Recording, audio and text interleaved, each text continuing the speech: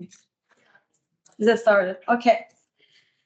Good evening, everyone. I'm honored to be here as the lead for Grace Series Talk, an event dedicated empowering women and everyone else.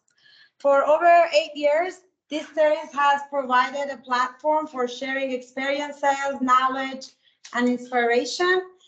I've been part of this initiative for only a few years, and now I'm working with Anjum and Giti to lead it.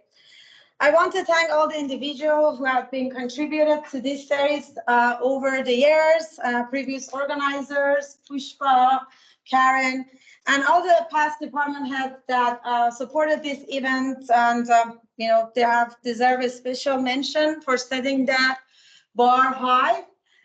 We are keeping their legacy alive, following their footsteps.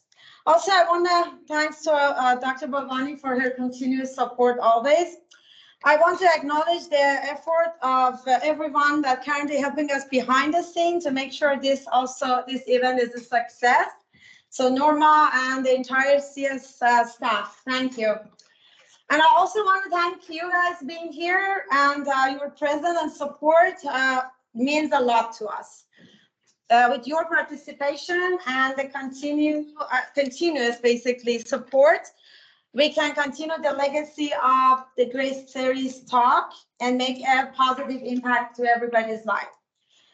Also, we have gifts for those who participated tonight, so stay tuned. And we're gonna start the raffle at the end of the talk, so hopefully you can get a participation gift as well. So now tonight we have a very special speaker, our department head, and he's not just the speaker, right? He is our mentor and the leader. His wisdom and guidance has played a significant role in the success of this event as well. Dr. Ovidiu Daescu is the professor and, of course, our department head.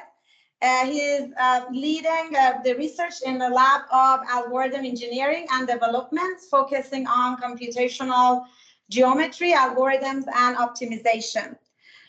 He is also interested in computational medicine and intelligent transportation. He is a member of multiple organizations such as ACM, IEEE CS, and he's been a graduate student fellow at Center for Applied Mathematics at the University of Notre Dame. He will discuss his journey in pursuing an academic career, a random event that led him to computer science, and the people that influenced him along the way. He will briefly touch on the main drivers for his previous and current research work, as well as the contribution of his talented students. So thank you once again. And without further ado, let us warmly welcome our department head and our speaker for this evening. Enjoy the talk. Thank you very much, Mirko. Thank you very much. I would like to say that I am deeply honored and humbled to be here and give this talk. And I would like to thank the organizers for considering me, for inviting me to be part of this special event that we run here at UT Dallas for so many years now. I would like to thank you all for being present here tonight. I know it's a big effort. It's 7 p.m. You all, I'm sure, had a long day, students and faculty going to classes, learning, studying, teaching. I won't hide it. I expected a full room, but I'm always highly optimistic. I see the glass half full, and I'm going to come back to this glass. I'm really, really happy to see so many of you coming here. I'm going to talk tonight about my journey to getting to the place I am now. I will touch only a little bit on research. You want to know more about my research, you will see it on my webpage. You can do some Google searches. And I'm going to point out some random events that I think got me here. And without those random events, probably I would have had a completely different path, likely separated from computer science. So let's get things started. So I will start by saying where I came from, the early formative years, and the journey to where I am now, the models and supports that got me here, and eventually what lies ahead. Now, what you see here, it's a picture of a desktop computer. And I spent some time searching the internet, trying to find something that looked like the desktop computers that I had when I was a student like you. So when I was doing my Bachelor of Science college years, desktop computers looked something like this. And at the time, it was a huge deal, a huge deal. Now, before that, we are here in this seminar series, Grace Hopper seminar series, right? And first question to ask really is, who was Grace Hopper? What do we know about her?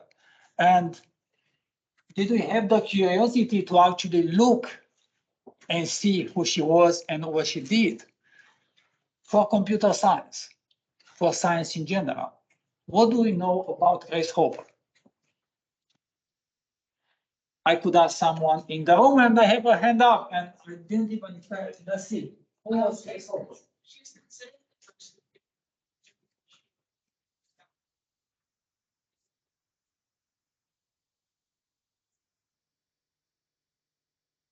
That's amazing. That's a great answer.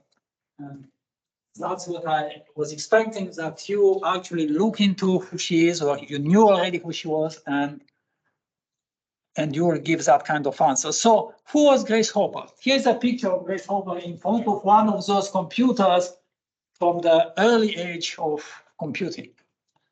I don't know what year is this picture taken. It might be from the early 80s, probably something like that.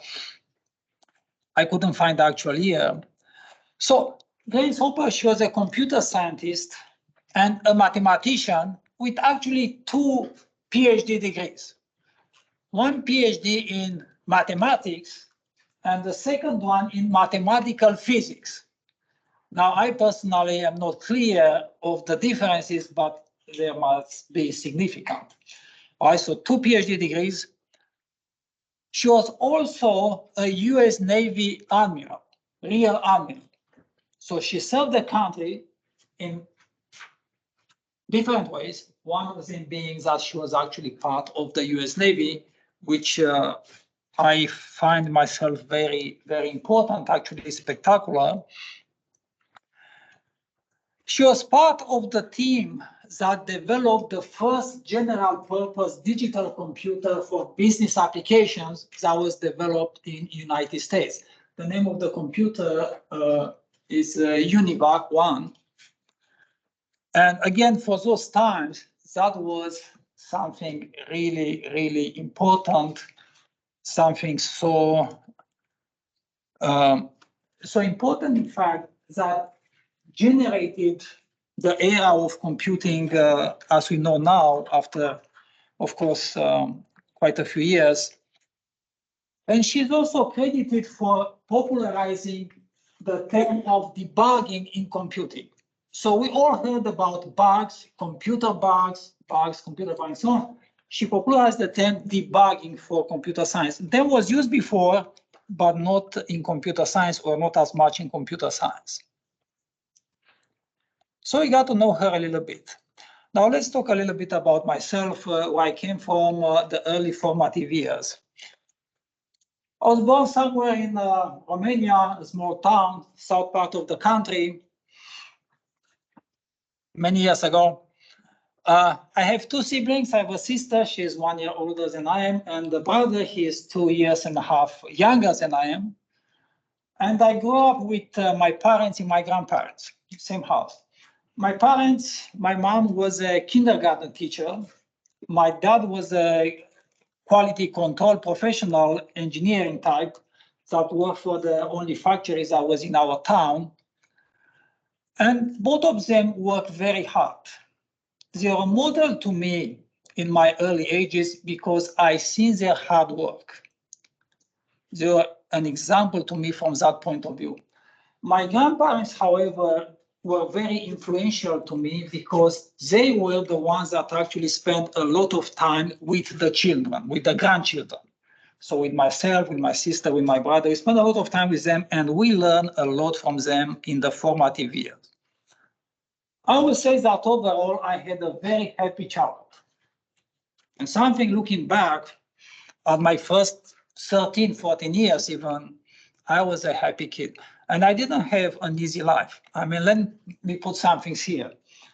Most of my friends had bikes. I didn't have a bike. Most of my friends had a music tape player, like a jukebox, something like that. Music tape. I didn't have one. I didn't have many things. I don't even want to tell you those things I didn't have because you won't believe it.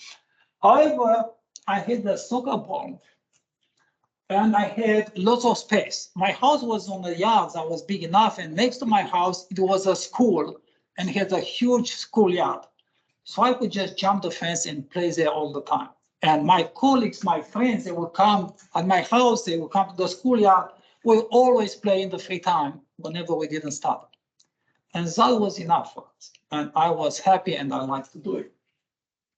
So in the process, I made a lot of friends. And sometimes we would get upset with each other, but I will tell you, it never lasted more than maybe one day. We'll get really upset, and half an hour later, we'll go back to play. Well, one day later, we are best friends. Overall, things were good as a child. Later on, as I started to grow up, I started to observe other things that I didn't like, but I'm not going to talk about those things here. I want to talk mostly about the positive things. I was, from the early years, an avid learner and an avid reader. I like to read a lot, and I'm talking about science fiction books, adventure books, all kinds of stories. From whenever I can remember reading, I like to read a lot. And I like to read about historical things, things that were somehow also anchored in reality. But overall, I was very curious. I like to learn. And I think that contributed a lot to getting me where I am now. So what did I really like? I like math all the way growing up. I like math for whatever reason. I just liked it. I like history. That's mostly due to my grandfather because he was an accountant working with numbers, but then his hobby was to read these history magazines. They will come once a month. He will read about it and then he will tell us stories. And we learn a lot of things through these stories about historical things. I grew to like it. Hopefully not that much to get into being a history teacher of different directions. And then I also like to write. I like to write like fiction stories, book. Give me something, give me a theme, I like to write about it. Maybe that's why I like now to write now more scientific papers, but it's still something I like to do, the writing part. And again, from very early ages, I had high goals. I was ambitious, I was driven. I say, I want to get far. And I'm talking far almost literally here. I like to look up, and I will look up literally. I wanted to actually get to the point where I will go into a spaceship and fly to the moon or fly to Mars. If you ask me when I was 7 years old or 10 years old or 14 years old, that's what I wanted to do. But obviously didn't happen, right? So it's maybe not late, but it didn't happen. So let's start here with high school when the first random event happened. I went actually to a military high school, name is Tudor Vladimirescu Military High School. It's still there today. They shut it down for a few years, but then they reopened it again. And I was not planning to go there. So going up in my town, we had a very good high school. It was focused on math and science. That high school had different focus. On mine, it had math and science, good teachers, good stuff about it. But I knew that if I go there, I won't be better than average. And I wanted to be among the best. So I wanted to go to a place, to a high school where I can prepare so well so that I can become one of the best. And that was out of the city, bigger town, bigger city. However, like I said, I was from a lower middle class family. My parents could not afford sending me out of town, especially not for high school. So I knew that I was kind of stuck in my high school and probably becoming average after I get out. And then something happened. This drive to reach my potential, right, came me looking. Where can I go? Where can I go that is better and somehow can give me that top level education? And one day I was in 8th grade, probably towards the spring of 8th grade. We had this this friend or acquaintance, I would call, from the same town that came to visit. And he was going to a high school in a different city, in the big city nearby. And when he came, he was in this military uniform. We never seen someone in such nice military uniforms there before. It was very impressive. And he came to our school, middle school, and he started to talk about his high school. He said, I went to this military school and it's so nice there. And, you know, it's free room and it's free boarding. And, you know, they give you all these clothes so your parents don't have to spend. And the education is amazing. They have some of the best teachers in the country. The question was why? Well, because the army was paying teachers more. So army was paying more, they will join that high school, and then you have better teachers. So that opened my eyes. I say, hey, they give you free boarding, and so my parents don't have to pay anything and clothes and so on. Why not? So I went home and told my dad, I said, Dad, I can go and go to the high school, great courses, close to our town. Dad said, no, I've been in the army, I did my military stage, it's really tough. It's not nice, it's not for you, you don't go. I went to my mom and said, Mom, I would like to go. My mom said, listen to your dad. So I kind of get up of it. So, okay, fine, got it. Not good, I won't go. However, and before going to this, the following day or so, I was talking to my best friend. And best friend, I say, we are like this. If I got a slap, he will come to get a slap, and the other way around. We were really close. I don't say your story, but I'll tell you another time. So he said, oh my gosh, have you seen that guy? I'm gonna go to a military high school. Talk to my parents, they are on board, I'm going. And I say, oh my gosh, then I go too. If my best friend goes, I have to go. I go back to my parents, I tell my dad, look, my best friend is going. My dad said, no, go ask my mom. My mom said, listen to your dad. No. All right. And now the third one came, and this one was decisive. So in 8th grade, I had this literature teacher, which was very inspirational. We all liked the teacher. She was kind of a mentor to us, and you know, we're close and so. And then I went and asked the teacher and said, look, I'm thinking about going because I really want to be the best you can be and so on and so on. That military, what do you think? And she said, no, that's not for you. You know, that's a really tough place, and you are just not like that. It's not gonna work for you. You are not gonna like it. Now think about it. I was about 14 years old, and I say, well, you are not tough enough. You are not gonna make it. It just didn't come right. I was very ambitious, and I said, well, I'm gonna show you that I can do it. So I went back to my parents, and I told them, I'm gonna go. I have to go. I'm gonna go. And my dad said, well, I told you it's not a good place. I told you I'm not gonna like it. But my mom said, go. If that's what you really want to do, go. And I went. And of course, at the time, to get in high school, you had to pass an exam. In fact, to get into these high schools, it was a very competitive exam.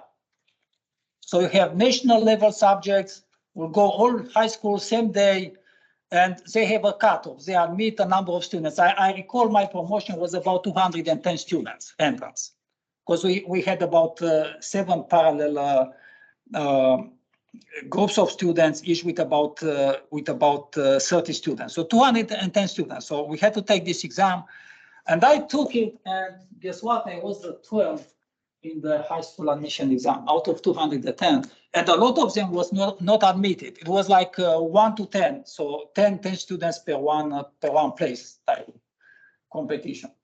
So now I got in there, and I had to go, right? If I didn't get, I would have said, well, I didn't get in, what can I do? I stay back home. But now I had to get there. Now it became real. It became real, and that's how I started my journey to high school.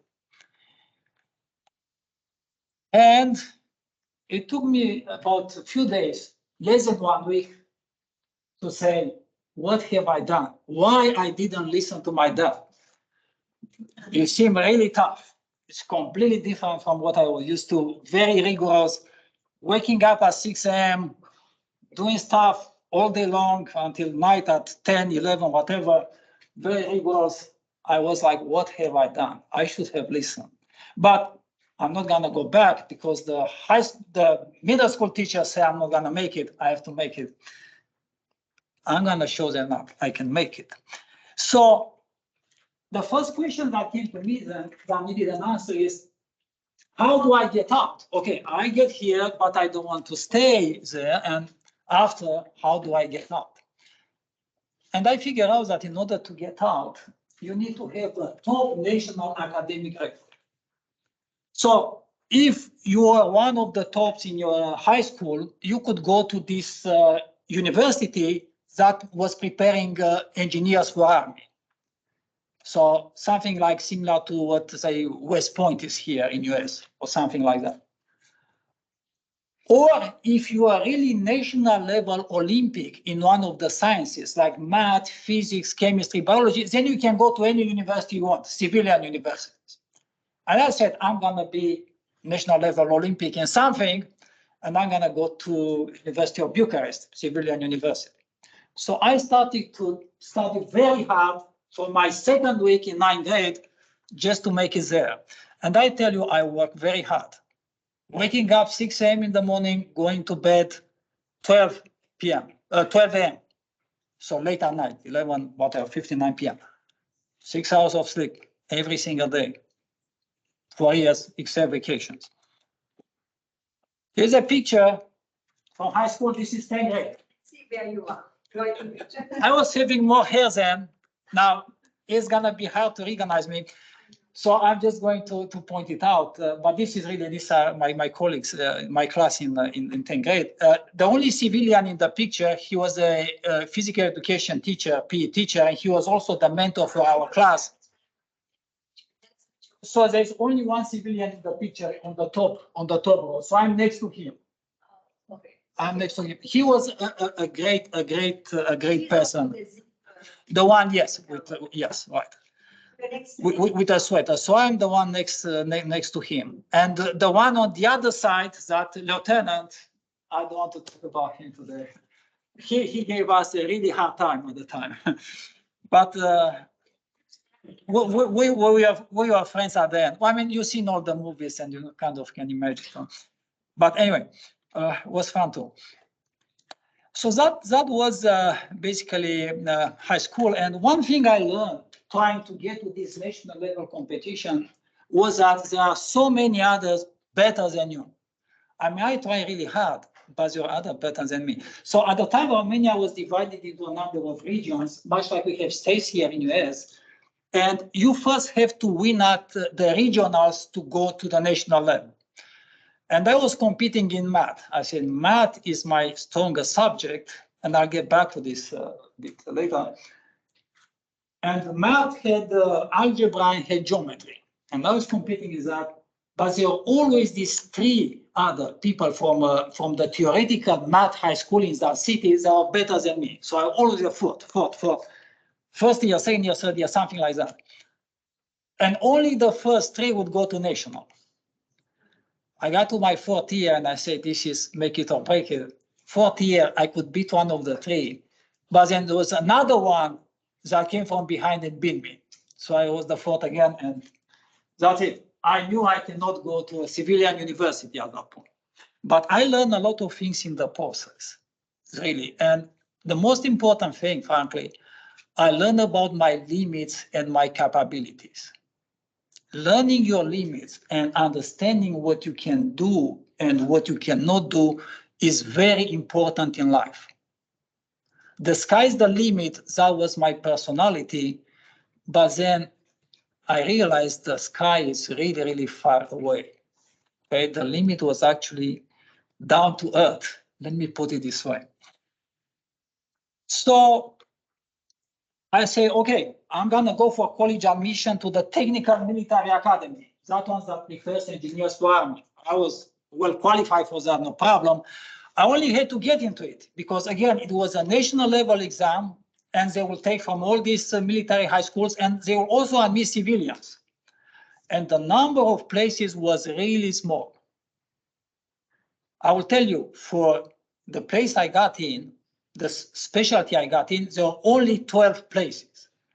And the first 12 rank will take these 12 places. That was the top option, and I'll get to it. So, highly selective, exam-based. In Romanian, the abbreviation is ATM, like the ATM here. So this Technical Military Academy, the words are scrambled, and it looks like ATM, and that's what I'm going to use here, ATM. And now, the second random event. When I went there for this exam, I had to stay there about 3 days or 4 days because we had 3 exams. It was algebra, geometry, and physics. Now, it turned out that I was very good in all 3. Geometry, in my opinion, was my forte, but physics, I always did better. For whatever reason, physics was always clear to me. From 9th grade, I had a great professor, a great teacher, very inspirational. He taught very well, I understood the concept, it always came easy. So I was confident that I'm gonna do well, but I wanted to go for aerospace engineering. Why aerospace engineering? Because I want to go to Moon and to Mars. And I knew that was the hardest to get into aerospace engineering. And they were having between 12 and 20 places, I don't remember. So when I went there, just walking around, I bumped into someone I knew that graduated a year before me, same high school, and he was actually in aerospace engineering. And we started chatting, and he said, what are you going to choose? And I said, well, aerospace engineering was really want to sound like you. And he said, well, you know something?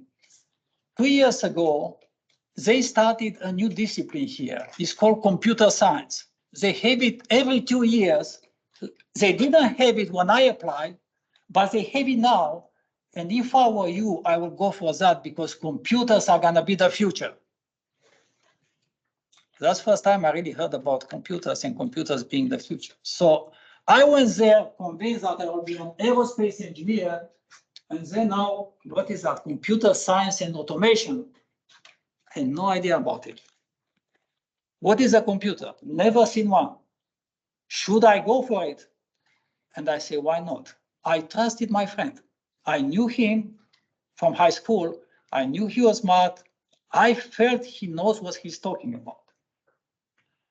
And then in between taking the exams, I talked to one of the faculties there that was in computer science.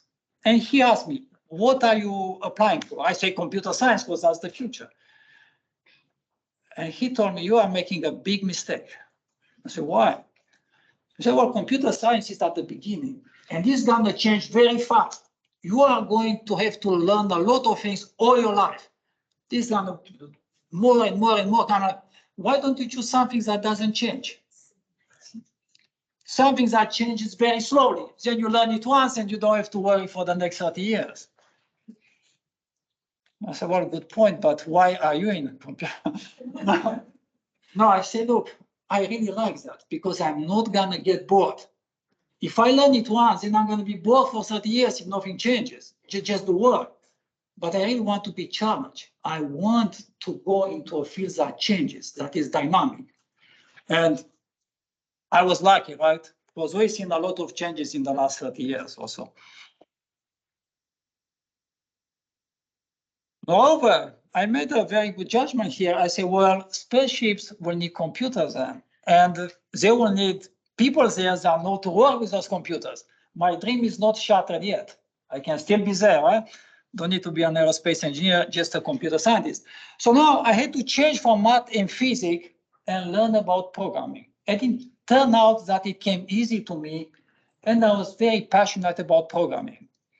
And at college level now, when we went to this college level contest, I was national level in programming. We had a programming team, we did very well.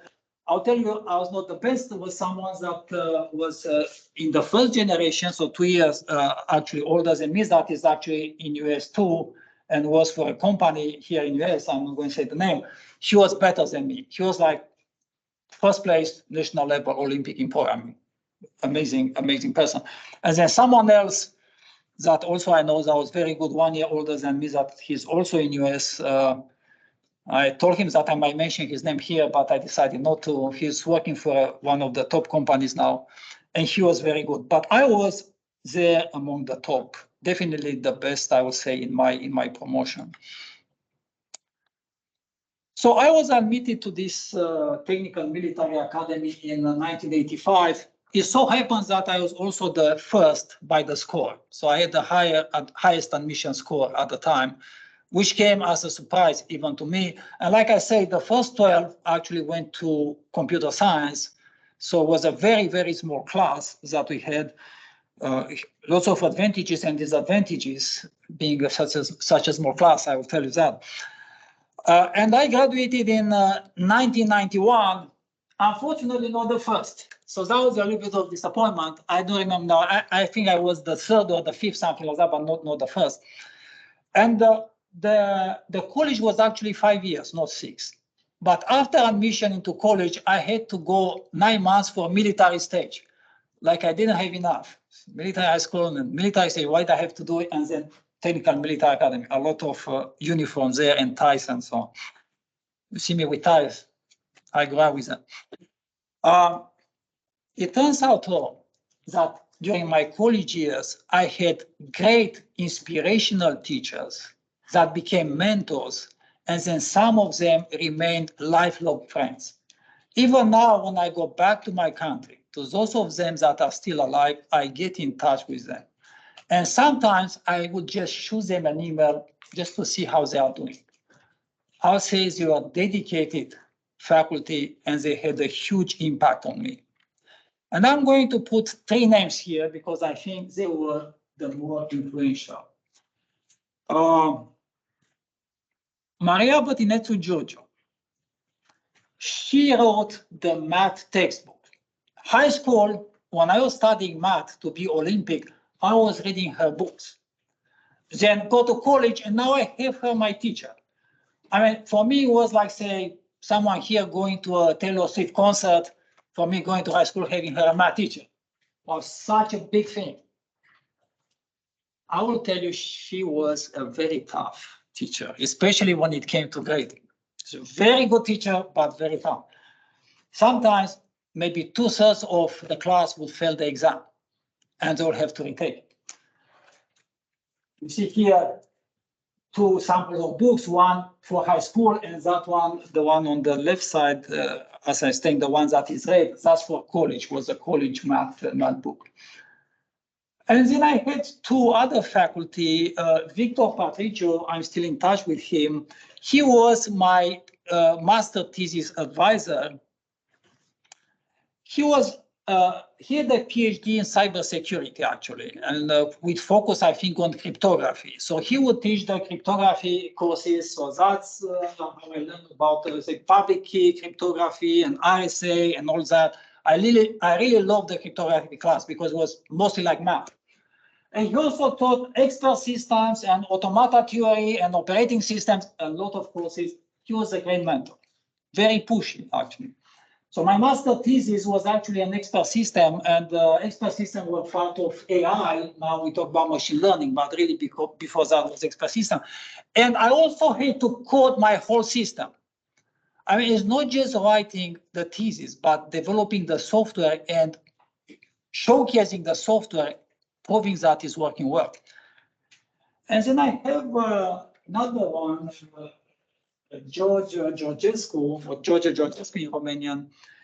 He is a logician, mathematical logic, and he's the one with whom I had my first paper written. I think that was in my first or second year in college, and we wrote a paper about some logic algebras, and so I don't remember details now. He was a very kind person and someone that I kept in touch professionally for many years after I graduated. So I'm thankful to these 3 people because they really helped me in my formation. Now I'm going to give you an example of how a math class will go like. Take this differential special mathematics, which was differential calculus or something like that, I don't remember. We will have a final exam review, and we will be like here in class. And then the teacher will say, I'm going to show some example problems. You come to the board, I give you the problem and you solve it. And you might know how to do it or not, right? If you know, you say, I don't know, you go back to your desk, somebody comes, somebody else comes.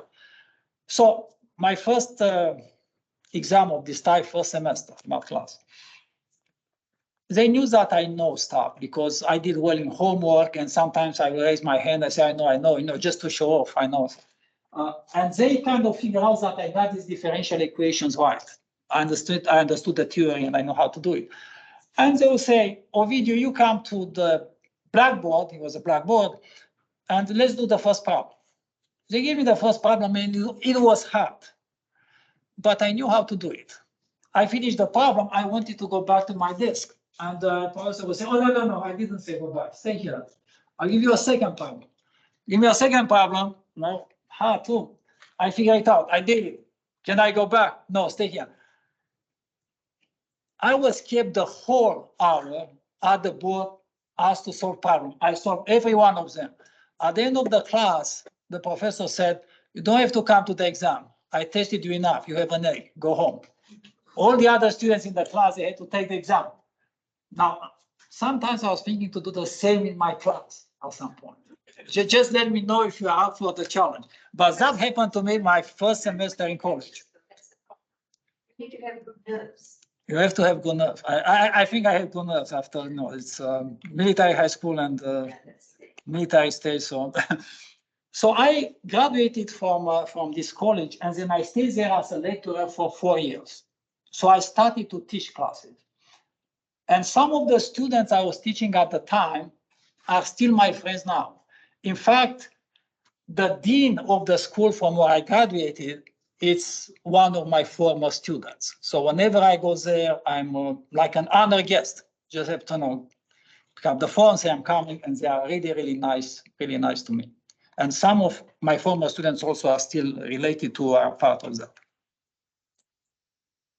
So overall, I had good years. Now, in between, I was a student at the time. In 1989, in Romania, we had a revolution. It was a really big event, shooting, all kind of things. I'm not gonna get into details, but that changed the part of the country. And starting from there, the country became part of NATO, became part of European Union and so on. And I put this one here as the third event, but I'm not saying random, because I'm not sure, was it random, was it not, I don't know. But it was definitely the third influential event for me, because that allowed me to get out of the country and look west and go west. So after that happened in 1990, I was said, I'm going to go for higher level studies in United States. Now the doors have opened. And my friends, especially the ones that were civilians, they started to apply to universities in the US, went various places, and I wanted to do the same. Study for GRE, study for TOEFL. I know English at all. I knew French, but not English. I had to start from zero. I just sat on it 1 month, 2 months. I memorized everything, and I got good scores. It's a huge, 89 was a huge event. It was a huge event. It was definitely a huge event. The president was. No, it was all over the TV, and the former president at the time, he was eventually executed, and so it was big deal. And just read about it, but I don't want to get into those details. So then I joined the University of Notre Dame as a PhD student in 1995 for a PhD in computer science and engineering, which we abbreviate as CSE. Now I'm here at UT Dallas in engineering and computer science. It's like E was moved from one place to another. You see, it's CSE, now it's ECS. What's the right place for E? I don't know. But I find it funny. So it's basically the same thing. Computer science and engineering, engineering and computer science. So I was there from 1995 to 2000, and it was a great time. Great university, great time, great experience, great colleagues, great teachers. Had my son in 1997, a joy, made things for me a lot harder because we were on one stipend, my son, my wife, and my stipend was $1,100 a month. That was it. That was my whole income. Didn't have anything else. And I love my research. I was doing research in 2 different areas. One was computational geometry. Most of it goes there. The other one was parallel algorithms and architecture. In fact, if I'm looking up to say 1997, I was not sure which way I'm gonna go because I like both. I like computational geometry, I like parallel algorithms and architecture. In fact, one of my best papers, I say, early papers was related to parallel architectures. With Professor Peter Kogi, who is a well-known name at IBM. So he was well-known at the time, and even now, if you ask people from IBM, they will know who he is. Great, great professor and inspirational mentor. Always thankful to him.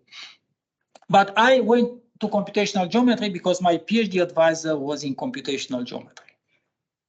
I had great colleagues in my lab. We had about 7 to 10 people in my lab, always talking to each other, being friendly with each other. They're all smart, all hardworking. Our lab was always full. Come there at 8 in the morning, you have students in the lab. Come there at 10 or 11 p.m., you have students in the lab. I was one of them most of the time. Now, come to my lab at 8 a.m. in the morning, you might find someone, right? Maybe even at 6 p.m. But we work really hard. And also intersected with some faculty or people that I know here now at the time at Notre Dame, maybe without knowing. So for example, Pushpa Kumar and I intersected there. She was there. She was also a student in computer science at Notre Dame at the time. She was doing a master's. Master. And we didn't know each other at the time. UTD, yes. After I got my PhD at Notre Dame, I applied different places, got an offer from UTD. I love the place. UTD was an easy choice. It was a growing university. That's in 2000. Now, UTD 2023 is still a growing university. It's been growing and growing and growing. Did amazingly well. And that's what I wanted. When I joined UTD, I wanted something like that. Not something that's flat and stationary, because growth brings opportunities. All right, keep that in mind. Growth brings opportunities. So going, right? Great colleagues. Great colleagues back in Romania, great colleagues at Notre Dame, great colleagues here. I will tell you that virtually everyone I interacted with, it's an amazing person. And some of them are really, really great role models and highly inspirational. So I have great role models, and also I will tell something else, amazing students. Whether they are students in my class or students I advise as undergraduate students, master students, PhD students, we have amazing students here. You will never hear me, and you probably never heard me saying anything different than this. We have some of the best students you can find. And I truly believe that. And I diversify a bit on research topics. I did computational geometries and algorithm design, now more applied machine learning, biomedical algorithms, and so on. So my research has broadened over time. That's where my interest. So how do I start at UTD? Well, it started with me getting hired, and I was hired by a then department head E.T. Hui, who is still a professor here, and S.Q. Zhang, very nice person, great person, who unfortunately is not a professor here anymore. So, but I deeply appreciated what they did for me at the time. And then my first visit at UTD, after I got hired, I got the job offers, that was summer of 2000, I got to see a future president. I mean, it was almost like a sign. George W. Bush was the governor, and he came to visit UT Dallas. I came to UT campus, and I see George W. Bush. And a few months later, he was elected president. I said, well, definitely a sign that's the place for me, UT Dallas. I had great support in my early years. And I would say my biggest supporters, and to some extent mentors at the time, were Gopal Gupta, Prabhakaran, and Ding Zudu. I think that Gopal and Prabha, they were both tenured faculty, maybe associate, but tenure. I was junior faculty. I was assistant professor. Ding Zudu joined a little bit later, but he was very good at giving me advice what to do to get tenure. Like, you have to publish more conference papers, you have to publish more journal papers, and so on. You better have that many at least if you want to make things. Something like good advice, very good advice. And I just follow it. And my actual faculty mentor then and even to this day was Klaus Trumper. Even to this day, sometimes I will reach out to him and ask for advice. Motivators. Surprise here, maybe I have Professor Bavani, she might not know, but I really consider her a great motivator. When she joined us in 2004 or so, something changed. She was and still is a very driven person. So really driven. You are so driven. You are a go-getter. You are a doer. I mean, the only thing you need say maybe to get there with Grace Hopper would be to join the Navy. But other than, and I don't want to put that idea in your head, but I mean, you did amazing things, and I wanted to, like me flying to space, but I just want to say. And I also had enablers to get where I am now. And the two main enablers that I seen getting me here, one is the former department head, Gopal Gupta, because he made me his associate or assistant head back in, I think, 2009. And then the second one, our current dean, Stephanie Adams, because she made me interim head and now department head. So basically putting me on the administrative side of things. I was doing research, now I'm more on admin.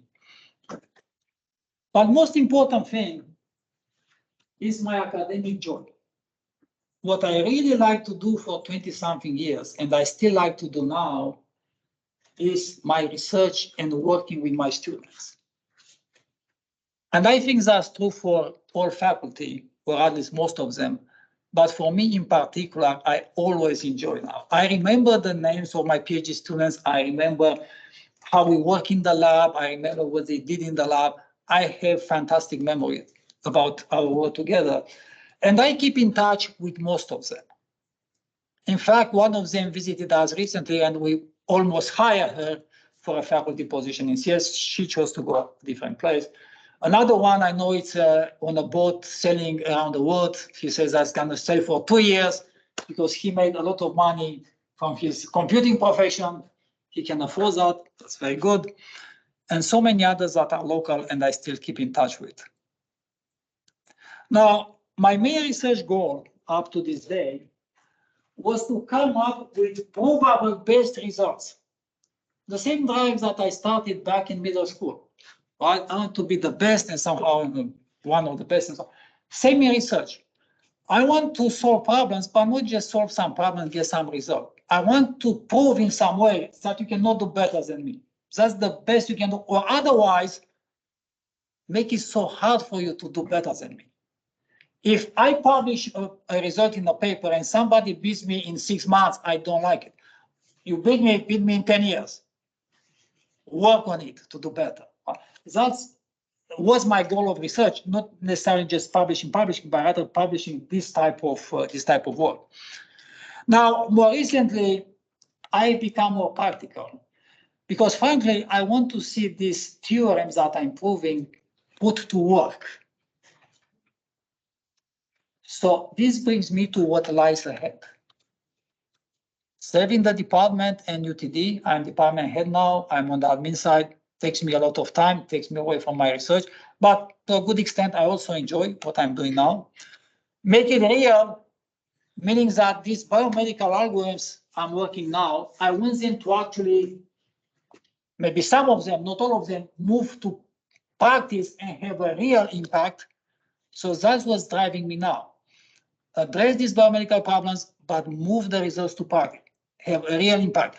If things go well, there will be some things going on this month in September and maybe some awards coming in December that will push my biomedical research in that direction, much closer than I thought, or I hope for. And eventually make my early dream become the dream of others. I mean, you still have to write very good software to fly the spaceship, Starlink, whatever you want, big rockets to go to Moon and Mars. In the end, it's all software, right? Or a lot of software. And you have to write it very well so that things don't fall apart. And for anyone that thinks about things not falling apart, and the reliability of software, and not just software, engineering in general. Look at those pathfinders, Mars rovers that we sent years ago to land of Mars with an expectation to last for about 6 months. And then you look down 10 years after and they are still moving. The software is not failing. The mechanics, the engineering is not failing. Those are amazing things. And those are things that are going to be done by you sooner rather than later. So be prepared for that and be the best you can be. I will leave it with that because I think I'm about 45 something minutes now. And I'll say, reach for the stars and see where that takes you. Might do like me. I reach for the stars, I'm here now telling you to do that. But really my journey has been amazing from my point of view. And I wouldn't have done it any other way. Now you are here, the journey is in front of you. Enjoy it and make the best of it. And going back to Grace Hopper, because I like to end the way I started, here are some famous quotes that she is known for. That glass I was telling you about, I'm going to come back to it. She said, the glass is neither half empty nor half full. There's something more after that, you go and check. Something like the glass is too big or too small. Something like that. A ship in port is safe. She was a Navy admiral, right? A ship in port is safe. But that is not what ships are built for. So don't take the cozy, safe path. Be bold, explore, challenge yourself. I think that's the meaning of this. One accurate measurement is worth 1,000 expert opinions. Or we are all experts. Put a topic, we are all experts. But measure it accurately, and then that's what you should actually take for the answer, right? And I have always been more interested in the future than in the past. I told you I like history. History looks at the past, but I wanted to look at the future and still looking towards the future. And with that, I would like to thank you for your patience. And I would like to scan this IQ code. Maybe I can tell you more about it because we have a survey here at the end. And thank you very much again.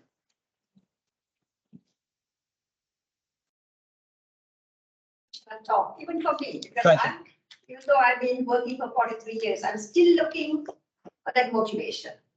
So this has been very inspirational. I appreciate it. I appreciate it. Coming from you, greatly appreciate it. So that's the round we're talking about. So please fill it out, answer the question, and give us suggestions for the future talks. Do you have questions? Yes, I would be happy to take questions. I mean, that's why I Yeah, want and then to be I'm also gonna give based on that, and then you can also ask your questions. Sure. Here's a question. Okay, go ahead. Yes. Yeah, hello. So thank you for sharing your experience. I have to say for early experience, mine was quite similar to yours. But I want to say so I want to ask, I'm a new PhD student, just like when you joined Notre Dame in 1996, right? Or 5? Right. Yeah, 1995. And so according to your experience, if you have one word for new PhD students for the future career, so what will you say? Like one advice or what? Because I feel I'm quite happy to hear about your experience, but it's hard for me to summarize any takeaways from your experience. So what would you say to us for that? So I would say the most important thing as a PhD student is to find a topic that you like and an advisor that can work with you on that topic. For me, I had choices. I was computational geometry with one advisor, then I was parallel algorithms architecture with a different advisor. There were two people. There was also a third faculty, actually, that I could have worked with that I like very much. It's just that his area of research I didn't like that much. So within the first year, PhD students have choices. I had choices. I could have told my first year advisor, I don't want to do computational geometry, I go this direction, I would have been fine. I took my time and went for what I really like. And I was very good, like I said, at math, especially at geometry. And then I found that as a good direction for me, because it also had a lot of algorithms embedded to it, and you can do parallel computational geometry. In fact, I had papers on parallel computational geometry. So it was very important to do something I'm driven towards, something I like. Why? Because it's going to be 5 years and you want to do well. And then if you continue in that area, which you should as a PhD graduate, then you better like. So that's, I think, the most important advice I would give at the start. And then later, along the way, in that 4 or 5 years you spend in the PhD program, make friends, talk to people, learn what others are doing. Focus is good, depth is good, but grade is also very good. Be curious. Come to the PhD seminars. We have one every 5. That helpful? Yeah, thank you. But like, there are just so many things you can do. So how do you find out what is that thing you really like? I don't feel we have the chance to try everything and yeah. Well, that's hard to answer because we like different things. You come with some background, maybe you already are passionate about something. Otherwise, you take a number of courses. First year, you take most of your graduate courses, right?